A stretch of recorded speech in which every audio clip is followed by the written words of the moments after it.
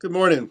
I'm Armstrong Williams, and of course, you're accustomed to seeing me solo doing our video blog, and normally it would have been posted hours ago.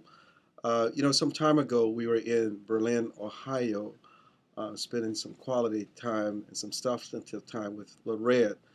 LaRed is a very interesting organization that you're going to hear so much about going forward. And for full disclosure, even though I have to disclose this because this is our personal account. We have a professional relationship with LaRed, but they're in a very interesting in a very interesting business. Now, Jerry, I want you to talk this morning, but I just don't want you to be long-winded because of brevity. These people here don't have a whole lot of a big attention span, so I want you to, in a capsule, tell them about LaRed and have fun with it. That's why I'm beating on you a little bit. All Oh, right. everybody, your name is Jerry Anderson or Jerry LaRed? I am. I'm Jerry Anderson, and I'm a businessman first. Let's get that we, right. we all are. All right. And what does it mean when you say you're a businessman? Well, it means that my calling, what I've been called for, is a business, and I have employees, and I do business, and allows me as a businessman then to do things like LaRed, which is bring about a transformation, not only in our nation, but apparently in other nations around the world. And transformation is what I found to work in business and work in life is bring about values and principles that changes my view and makes life work. And for the last 20 years, LaRed has been an organization, a training organization, to help other businessmen and businesswomen. And we thought 20 years ago for the United States, but we ended up in countries like Colombia and Mexico and Guatemala and Argentina and Brazil and Europe and Asia and Africa.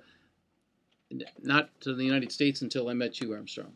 And as much as it's worked for my business and several other businesses around our nation, United States hasn't been ready for it. It's like in the United States, values and principles has been the last thing that they want to talk about.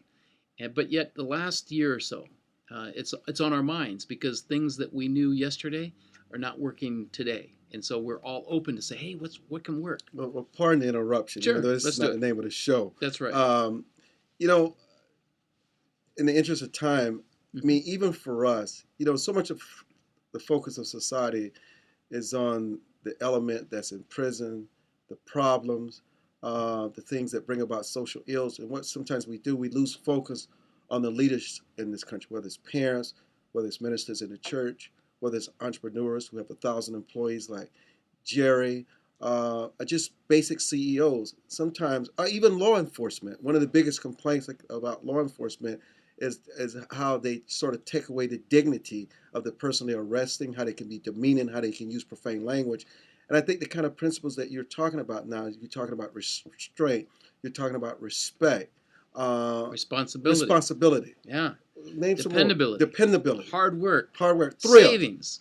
Effective Savings, planning. yeah, I mean, yes. things that make life work easy, simple. Yeah.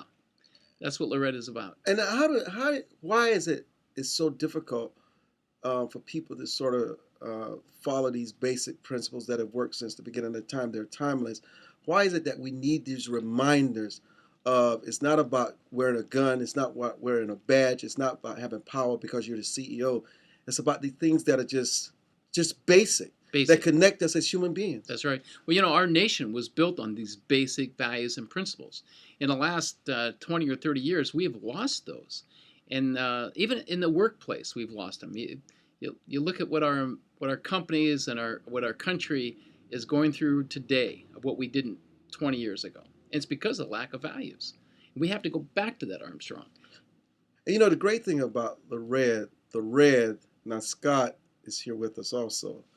Jerry's going to, no, we're going to do two of these. This is part one. We're going to get Scott in, but I want to give him some love because I don't want to think that we're just dogging and hogging the conversation and leaving him out of it, because I know you can talk. Yes, that's right. Okay, so, the great it's business people. It's corporate responsibility. It's our way of making a contribution to the society, to this great civilization where it matters the most. I mean, the penal system is just overcrowded. I mean, people come out of jail. It's very difficult for them to return to life. That's why you have a high recidivism, because you have 60 to 70% of the people who return to jail are the ones that were in jail in the first place. These are repeat offenders. And what we're trying to do is just teach people about decency, about values, to try to reinforce in them the best of the human condition. You said a key word there, responsibility. As an employer, We have a responsibility as an employer. I have a responsibility to my employees to bring about a culture or an environment that makes life work. And that's what we've lost here in the United States. We don't have an environment that the best can come out of us. We have created an environment where the worst comes out of us. And you talked about the prisons. The prisons, you know, the, the possibility of once you're in prison of coming back again is so high today. What's that costing you and I as taxpayers?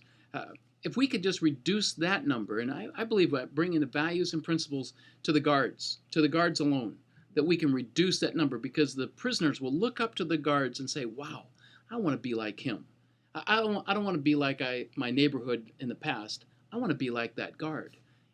We can change. We can change the prisons. I believe we can reduce that percentage of them coming back again and again and again. You know, we also have the low expectations of people. We don't expect them to be the best. We don't expect them to rehabilitate it. We don't expect them to complete their high school diploma. We don't expect them to go to college and get an advanced degree. We don't expect them to respect their parents. We don't expect them to restrain themselves when they use profane language. We expect them to have more babies out of wedlock. We expect them to kill. And guess what? That's exactly what they do. Mm-hmm. And we've got to remove ourselves from that and take people to a higher place. That's right. Instead of the lowest common denominator. That's right. It's our responsibility. Yeah. As an employer, it's our responsibility. As a pastor, it's our responsibility. As the sheriff of a county, it's his responsibility. As someone that's running the political office, it's their responsibility to bring about a change, bring about values and principles into their neighborhood, to what they do. And we're not doing that today. Other nations are starting to do it, and they're seeing results. What's your webpage address? www.LaRed.org. Or if you're looking for one that is for the business sector, it's globalpriority.org. Now, stay tuned tomorrow where Scott will be joining us. Scott is in the insurance industry, and we're going to talk to him. That's in our broadcast tomorrow. I'm Armstrong Williams, and Jerry on the correct side, Anderson. Thank you for joining out of Berlin, Ohio, Amish country.